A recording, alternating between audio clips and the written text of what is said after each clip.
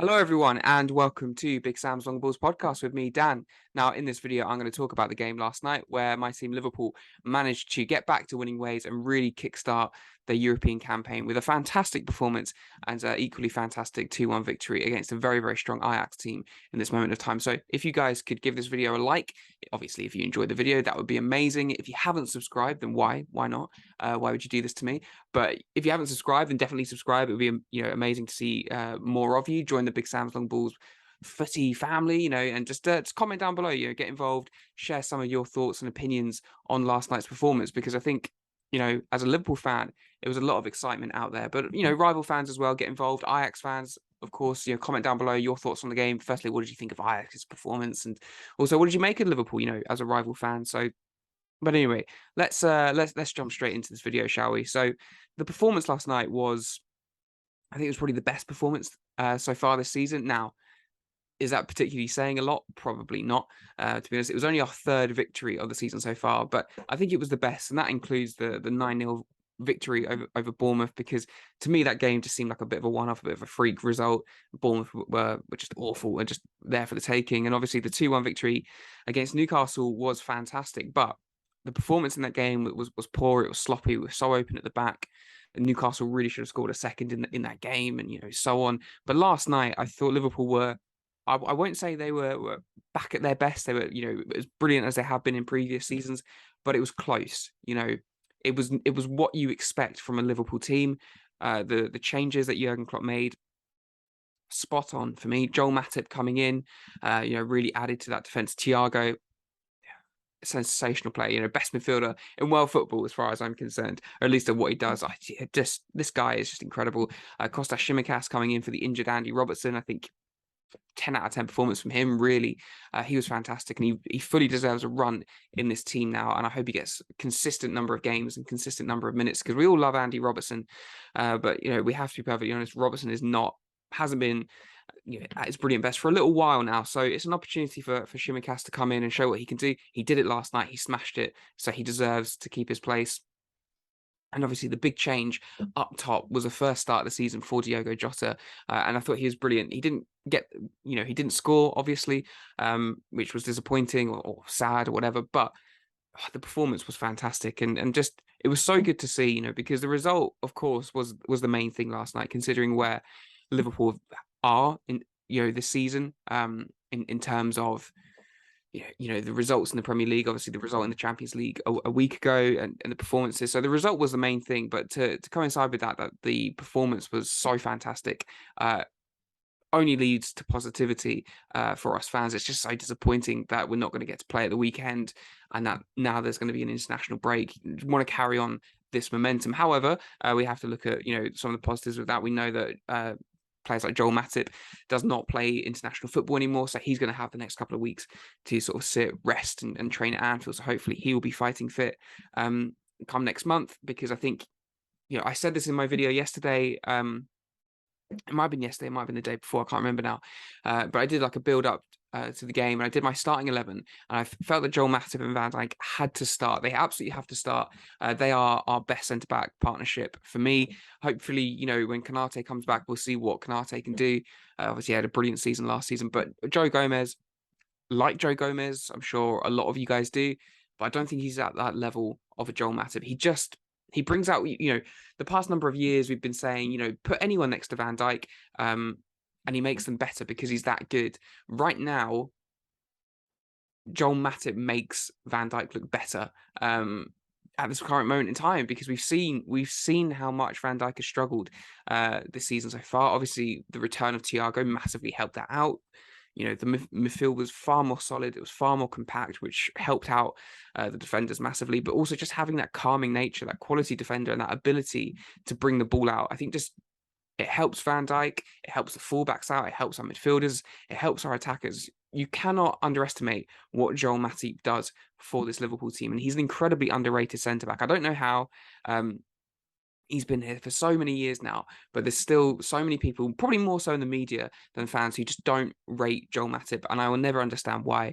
Defensively last night, he was absolutely fantastic. He was spot on. I can't really blame him or Van Dijk for the goal. I'm not even going to blame Trent Alexander-Arnold that much. I know there's been a bit of heavy criticism of him from the media. I think it's a little bit harsh, but again, he could do better. Of course, we know he could do better, but I don't think it was purely on him. But either way, I don't think you could blame any one person for that goal, let alone Matip and Van Dijk. The rest of the game, Matip, he mopped up everything, and you could just see Van Dijk's confidence growing within the game. He was far more intense. One thing that I really loved, first maybe 5 or 10 minutes in, I kind of said at the beginning of the video, Tsimikas was probably like a 10 out of 10 performance. I think for the last 80 minutes he was, but for the first sort of 5 or 10 minutes, he was sort of finding his feet, which is understandable. He doesn't play all that often, so he was getting up to speed with the tempo of the game. And Tsimikas was making just a couple of mistakes early on, and Van Dijk went. Well, there was an opportunity. I think I can't remember who it was now. I think it might have been Dusan Tadic on that right hand side for Ajax, and he managed to sort of just get the ball past Tsimikas. And in previous games, Van Dijk would have been in the situation where he goes, right, do I commit? Do I go for it? Or do I sit back? And in every game that we've seen so far, he's done that and allowed sort of opposition players to get into, double up on him, really.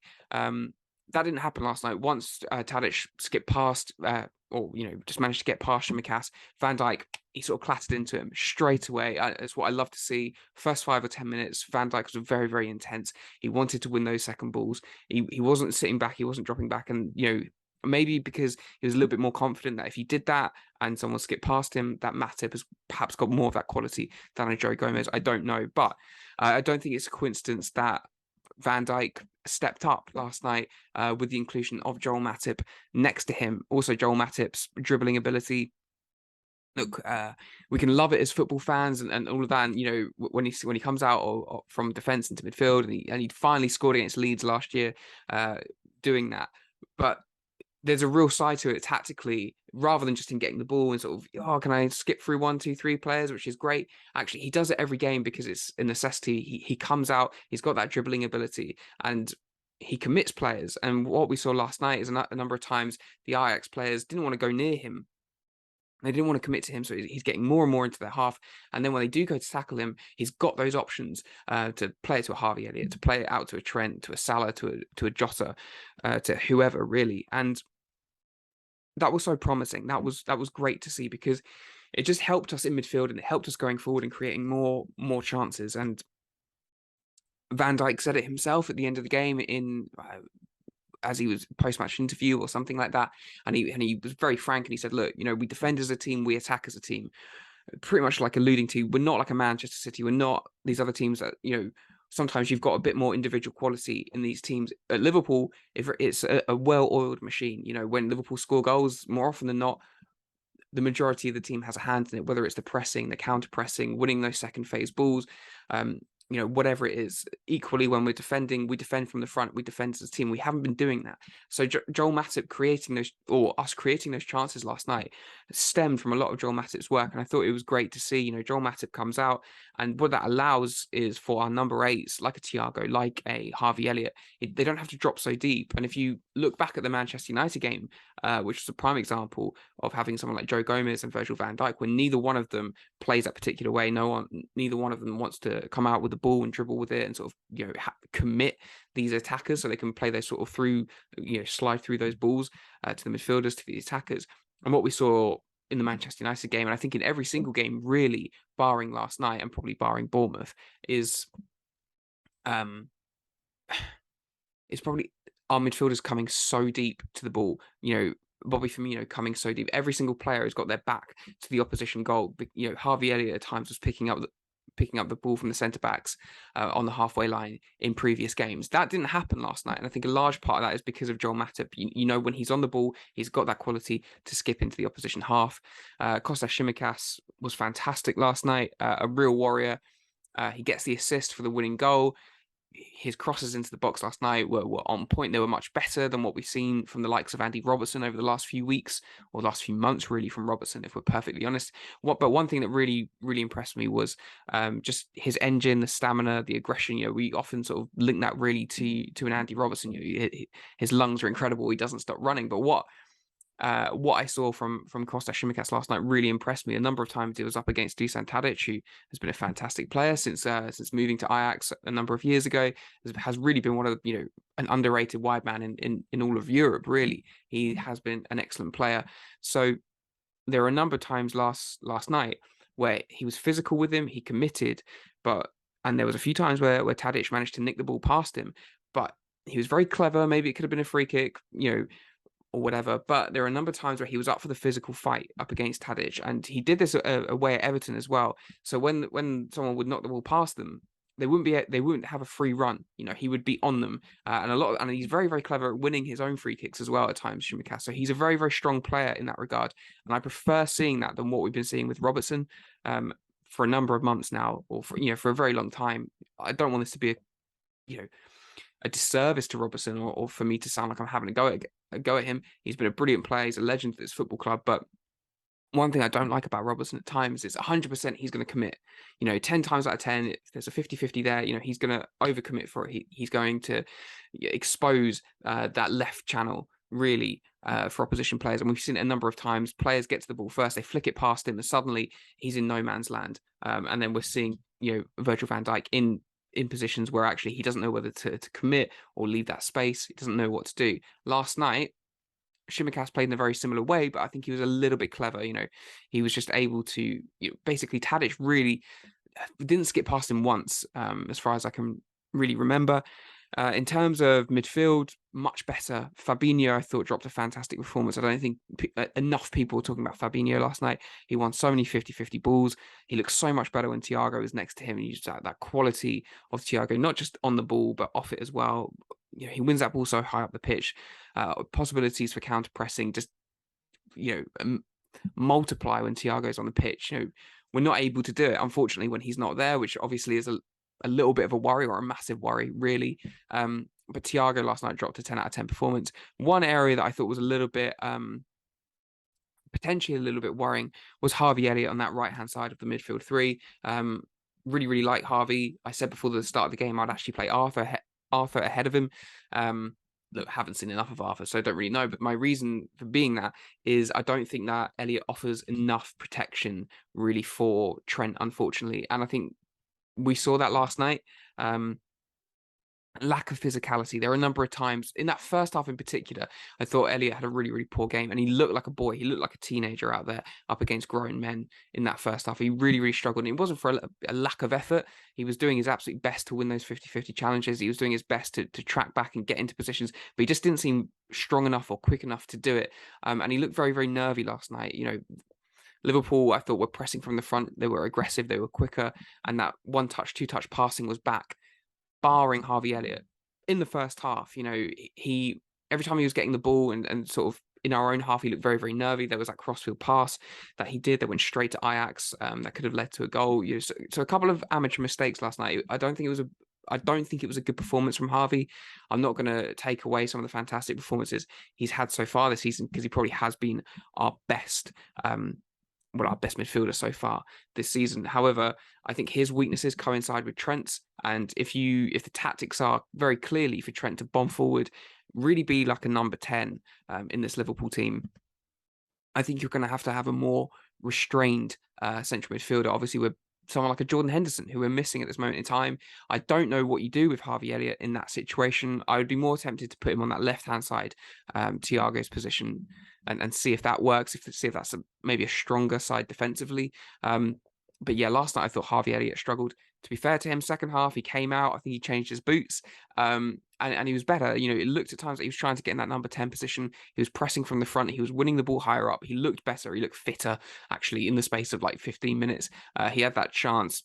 I think it would have been offside anyway, where he hits the side netting. So he was better in the second half. But again, that was the only worry for me last night. I don't think that Harvey Elliott was at the level that we were hoping that he would be last night. But again, this could just be, that he's played an awful lot of games. He's still very, very young. And we're going to see inconsistencies with young players. He needs sort of taking in and out. So hopefully this international break will do Harvey Elliott the world of good, unless he goes away on international duty for like the under 23s or something.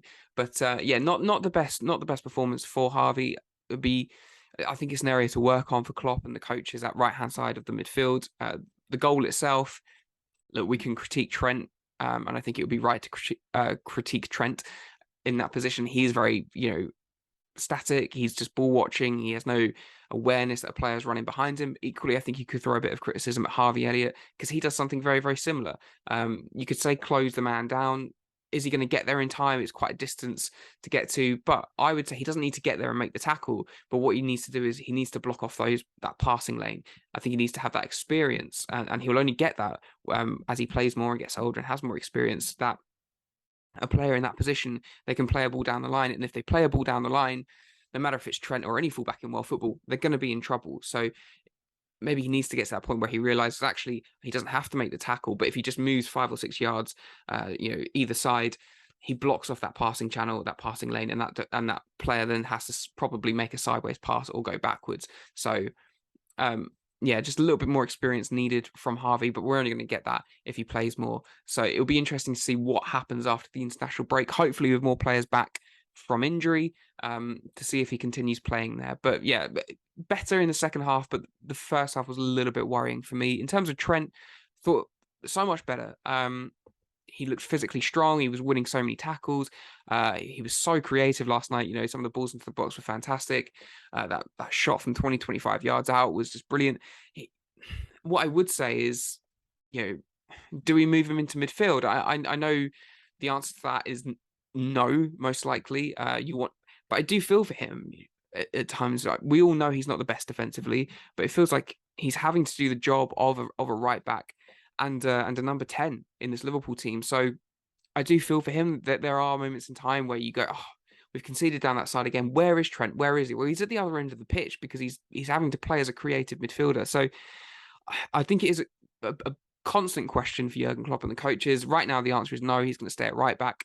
And to be fair, there's no other players to play at right back. But if Ramsey can come in and play in a similar style to Trent and just has that more stability defensively, I wonder if we do push Trent into midfield, because there were moments last night where he wasn't just attacking; he was playing almost as a secondary striker, playing as a number 10. The chance that he has in the penalty area where Mata brings the ball forward, plays it in, I think, to Diogo Jota. Jota plays it around the corner, and Trent's in the box, cuts inside on his left foot. You just think Trent could get in those positions 4 or 5 times a game if he was moved into midfield, and be a regular goal scoring midfielder for this team. So something for the coaches and for Jurgen Klopp to look at. I personally would be really excited to see that happen, but obviously it hasn't happened for a reason, probably because he would have less time and space on the pitch, and the coaches feel that he'll be able to do that more from the right back position. Maybe the positives outweigh the negatives. Maybe it's just a case of we know how good defensively, we know how good going forward he is, but we know that defensively we are going to be a little bit more vulnerable from time to time. But yeah, going forward, great to see Mo Salah score again. He put a real shift in. He could have scored a couple more. A little bit wasteful in front of goal. I think everyone was, to be perfectly honest, last night. I really was starting to doubt whether that goal would actually go in. Wasted quite a number of chances. But good to see that Mo Salah, with his best chance of the game, he was very, very clinical in that situation. Worked the channels well. Took Daley Blind on a number of times. Beat him a fair few times. Much better performance from him. We saw the energy, the tracking back. That's obviously sort of been going around social media, where he just sprints back. Sort of attempts to make that tackle. I don't really know what happens in the penalty area there. The Ajax player just seems to fall over, and then he's straight back up the other end to and to try and score. He did something very, very similar the other week away at Everton. So that narrative that's been spewed mainly by Graham Souness, that he's been lazy and he's got his big pay rise, he doesn't care anymore, he's like an Aubameyang at Arsenal a few years ago, that has quickly been rubbished. So good to see Mo Salah get back on the score sheet and play somewhere near the level that we know that he can do. Luis Diaz last night, again, fantastic, real force of nature on that left-hand side, just does not stop running. My only gripe with Luis Diaz right now, and it really is the only thing, but it's a big thing, is just stop giving the bloody ball away in such dangerous places. I can think of 3 or 4 games this season already that he's done it, and it happened right at the end of the second half, and it was that moment where Salah and Elliott tracked back, and it was fantastic. But rewatch that clip again and see why they're in that position, because Diaz does really, really well I think it's up against Bergwijn, and nicks the ball off him, and he's running back to his defenders, and he tries to cut back inside, and sort of completely trick Bergwijn in a very silly position to do it. Bergwijn does not fall for it, wins the ball off him. More often than not, that ends up being a goal for the opposition. So Luis Diaz really needs to stop doing it. He did something very, very similar, I think, away at Everton. He's doing it quite regularly now. I don't want to critique a player that's working, or criticize a player rather, that is working as hard as Luis Diaz is. He does not stop running, but equally, when you're in those positions defensively, just play it back to a centre back. You don't need to do a rainbow flick over someone's head. Just keep it simple.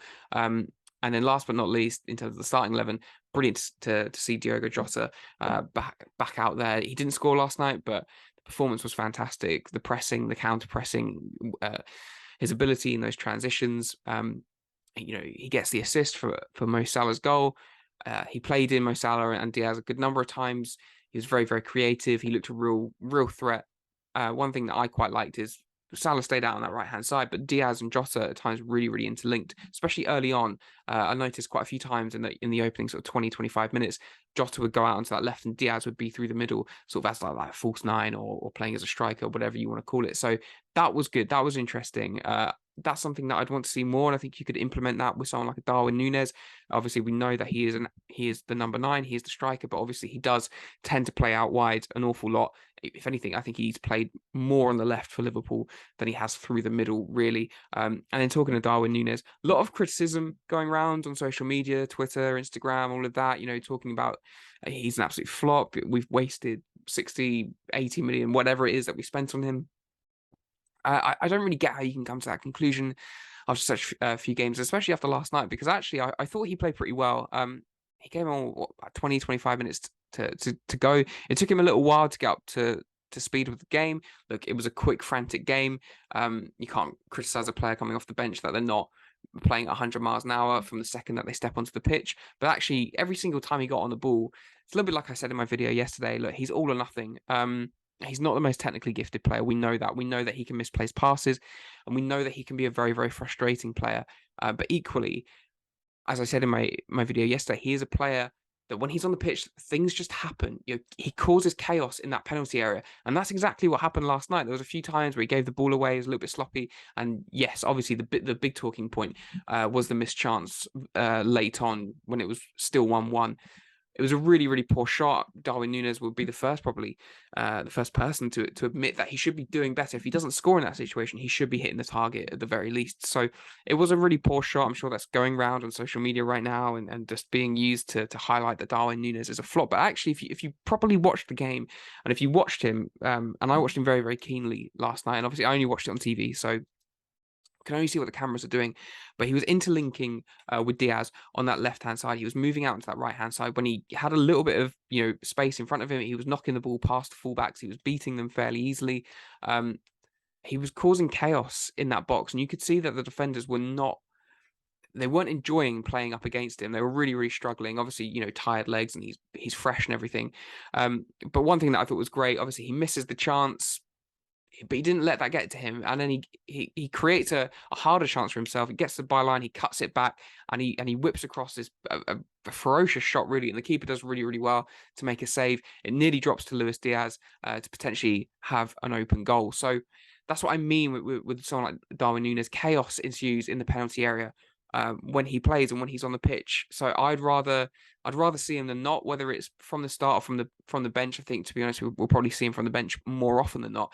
But actually, I haven't seen anything, especially last night. There was nothing bad about him. The only thing that was bad or frustrating was the missed chance. But actually, he's getting into those positions, and I think we're more creative when he is on that football pitch. So I only see positive things regarding Darwin Núñez. But if you feel differently, then let me know in the comments down below, because obviously he hasn't hit the world of light. We have spent a lot of money on him. He is a striker. He's obviously going to be compared to Erling Haaland. He's not scoring. He's not starting. So from the outside, he certainly looks like a flop. However, each time we have seen him, I think we've seen a development to some degree. There was some really nice little one-touch passing on the edge of the penalty area for us last night when he came on. Very similarly, how he played against us last season with Benfica in those sort of out on the channels, 1-2s with players like Rafa for Benfica, and it caused us a lot of problems. So I think it's just this case that players are starting to understand how he plays more, and obviously he's trying to learn how we play. It's frustrating as fans, but each time we've seen Darwin Núñez, in my opinion, we've seen a better version of him. But it's going to take time, and of course, it's a little bit frustrating. But yeah, that is my thoughts on the game last night. I thought it was a really, really good performance from Liverpool. Something to really, really build upon. Diogo Jota being back, I think, is fantastic. I think Mo Salah tends to play better when Diogo Jota is on the pitch, and I think it gives a bit of time for Darwin Núñez, knowing that we've got Jota up there scoring goals. Darwin Núñez, maybe for the next month or two, he will be a bench option coming on with 20-25 minutes to go at the end of games up against tiring legs. He might start to score a few goals and cause some real havoc. So we've got a good squad. We've got good options. Hopefully in these next few weeks, some of these additional players can get back from injury. But yeah, let me know your thoughts in the comments down below. Did you see the game similarly to me? Did you see it differently? I've seen a lot of people saying that Liverpool were really crap last night and we were lucky. I personally didn't see any of that, but if you feel that way, comment down below. But also just let me know your thoughts on the game in general, your thoughts on the players, especially Darwin Núñez. What are your thoughts about him? Are you confident like I am, or are you getting worried? But yeah, so comment down below, guys. Get involved. If you enjoyed this video, then definitely give it a like. Subscribe for more footy, for pretty much daily footy videos. So if there's any topics that you want me to talk about, just let me know in the comments down below, guys. So yeah, thank you so much for watching, and we'll see you very, very soon.